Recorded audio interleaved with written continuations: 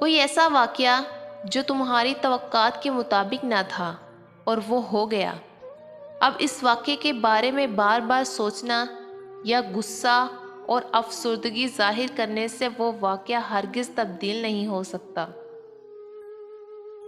البتہ تم اپنے آپ کو الجھن میں مبتلا کر کے مزید اپنی پریشانی بڑھا رہے ہو اور اپنے آپ کو مزید ذہنی طور پر کمزور کر رہے ہو۔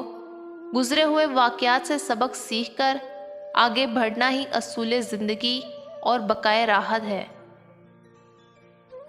ویسے بھی جذبوں کے اظہار کے لیے آنکھوں سے بڑھ کر کوئی حسین ذریعہ ہے ہی نہیں، کیونکہ نگاہیں جس سادگی اور سچائی سے انسان کے دل کا حال بیان کرتی ہیں، اس کے آگے الفاظ بے معنی ہو جاتے ہیں۔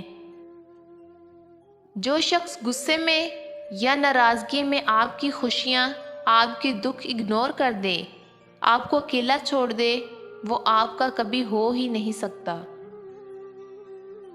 ہر ایک کی سنو اور ہر ایک سے سیکھو، کیونکہ ہر کوئی سب کچھ نہیں جانتا، لیکن ہر ایک کچھ نہ کچھ ضرور جانتا ہے۔ جس کے پاس جو ہوتا ہے اس نے وہی تقسیم کرنا ہوتا ہے، اس لیے لوگوں کے رویوں کا کبھی شکوہ نہیں کرنا چاہیے۔ ضروری نہیں کہ سب کی جھولیاں پیار، خلوص، عزت، ادب، محبت، اپنائیت اور بے غرضی جیسے موتیوں سے بھری ہوئی ہوں۔ اس لیے جہاں سے جو ملے وہاں سمجھ لیجئے کہ دینے والے کے پاس اس سے بہتر اور کچھ ہے ہی نہیں، وہ بس یہی دے سکتا ہے۔ کبھی کبھار لوگ ہمارے خلوص اور محبت کے ساتھ اتنا برا کر جاتے ہیں کہ ہمارا احساس اور جذبہ مردہ ہو جاتا ہے۔ پھر نہ ہم کسی پر یقین کرنے کے قابل ہوتے ہیں اور نہ اعتماد، اور نہ ہی کسی کے ساتھ تعلق بنانے کا جذبہ رہتا ہے۔ جب حالات ایسے ہو جائیں تو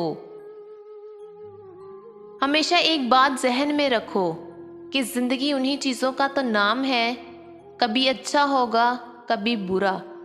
دل ہمیشہ بڑا رکھنا چاہیے اور پھر ہمت کر کے زندگی کی ڈور میں شامل ہو جاؤ اور ان لوگوں کو جیت کر دکھاؤ جو تم کو ہرانا چاہتے تھے، اور ان لوگوں پر توجہ دو جو تم کو بنا کسی غرض کے ہمیشہ خوش دیکھنا چاہتے ہیں۔ جب بیوی اپنے شوہر کو چھوڑ کر موبائل زیادہ استعمال کرے تو سمجھو کسی اور میں دلچسپی رکھتی ہے۔